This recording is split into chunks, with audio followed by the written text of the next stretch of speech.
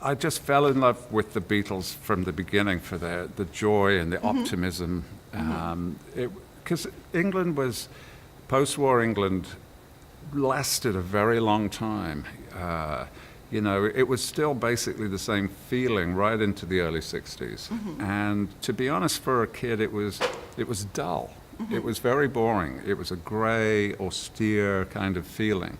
And worse than that for us, for a little kid, the overwhelming sense was that history was over. The huge achievement was in the past.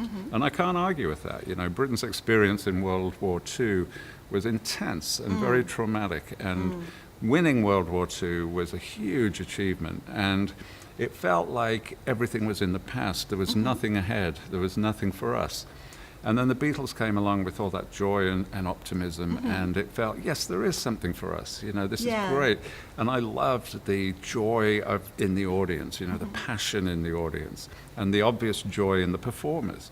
And I just fell in love with the idea of doing something, anything that could create such joy in the consumer. And unfortunately, the plan with being in the Beatles had three problems. I was only 9 years old. They had no vacancies, and I had no musical talent. But the proposition was what I wanted, the idea that I could do something that other people would enjoy. And so I had to match my skills to what I could do, and it was backstage work at first, backstage in the theatre, and then television, and then writing. But to me, it's all the same thing, you know. It's somebody doing something that the audience is going to love, whether it's for 5 minutes for a pop song, or whether it's for 2 hours for a play or a TV show. And now, you know, we're writing the books. I think some people read them real quick. Some people take 2 or 3 days, or maybe a week. And the idea that you're doing something that gives somebody else happiness is irresistible to me. Yeah. So I heard that Paul McCartney has discussed song lyrics with you. Tell us about that.